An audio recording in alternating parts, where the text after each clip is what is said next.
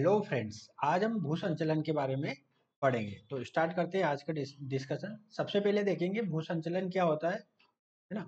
भू संचलन एक प्राकृतिक प्रक्रिया है जिसमें पृथ्वी की सतह पर मौजूद चट्टानें, मिट्टी और अन्य पदार्थ ढलानों पर गुरुत्वाकर्षण के प्रभाव से नीचे की ओर गिरते या खिसकते हैं। यह प्रक्रिया भू आकृति विज्ञान से महत्वपूर्ण भूमिका निभाती है क्योंकि इससे क्या होता है, पर्वत, घाटियां और ढलानों जो आकृतियां होती है वो प्रभावित होती है ना। अगर हम देखें कि भू संचलन के प्रकार क्या होते हैं, तो सामान्यतः इसको दो भागों में डिवाइड किया जाता है। एक तो बल की उत्पत्ति के स्रोत के आधार पर इसका वर्गीकरण होता है भू संचलन का।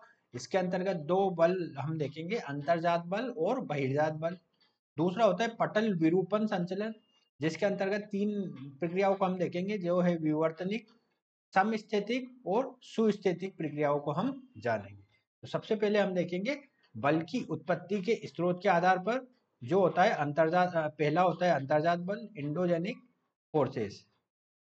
अंतर्जात बल वे बल है जो पृथ्वी के अंदर से उत्पन्न होते हैं और पृथ्वी की आंतरिक प्रक्रियाओं से संबंधित होते हैं। ये बल भूसंचलन के कारण बन सकते हैं क्योंकि ये पृथ्वी की संरचना और उसकी सतह पर गहरा प्रभाव डालते हैं। मुख्य रूप से ये बल प्लेट विवर्तनिक, ज्वालामुखी गतिविधियों, भूकंपीय घटनाओं से संबंधित होते हैं, है ना। प्रमुख अंतर्जात बलों में अगर हम देखेंगे तो भूकंप, ज्वालामुखी गतिविधियां और प्लेट विवर्तनिक वाली चीजें आती हैं। अब आता है बहिर्जात बल। बहिर्जात बल वे बल है जो पृथ्वी की सतह पर बाहरी कारकों के कारण उत्पन्न होता है। ये बल जलवायु, तापमान, वर्षा, बर्फबारी और वायु से संबंधित होते हैं। इन्हें सतही प्रक्रियाओं के रूप में भी जाना जाता है। इन बलों से ढलानों पर मिट्टी और चट्टानें अस्थिर हो जाती है, जिससे भूसंचलन होता है, जैसे वर्षा, तापमान परिवर्तन, बर्फ पिघलना और मानवजनित गतिविधि।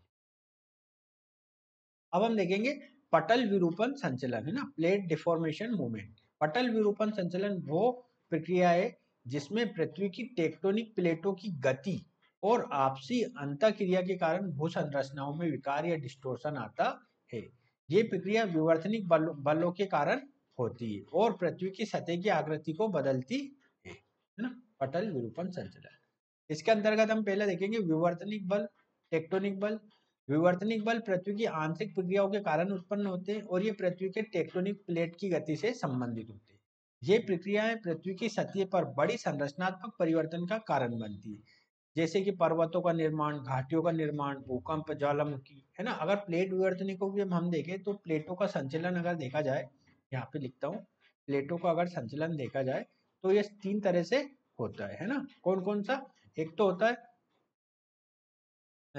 अभिसारी, है ना, अभिसारी प्लेट संचलन, है ना। अभिसारी में प्लेटें एक दूसरे के करीब आती हैं।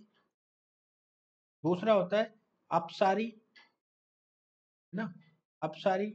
अपसारी में क्या होता है, प्लेटें एक दूसरे से दूर जाती है ना, प्लेटें एक दूसरे से दूर जाती है ऐसे।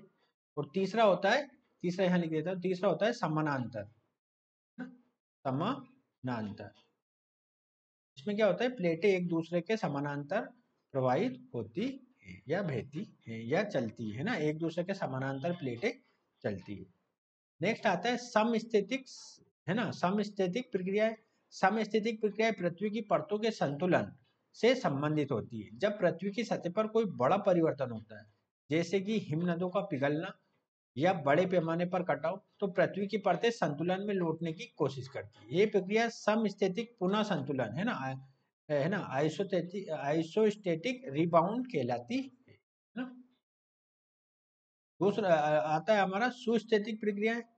सुस्थैतिक प्रक्रिया समुद्र तल के वैश्विक स्तर में होने वाले परिवर्तनों से संबंधित है। जब समुद्री तल में वृद्धि या गिरावट होती है तो इसे सुस्थैतिक परिवर्तन कहा जाता है। ये प्रक्रिया मुख्य रूप से जलवायु परिवर्तन और ध्रुवीय बर्फ के पिघलने या जमने के कारण होती है ना। तो आज का ये वीडियो हम यही समाप्त करेंगे। अगले वाले वीडियो में हम इसके आगे की घटनाओं के बारे में जानेंगे। तब तक के लिए नमस्कार।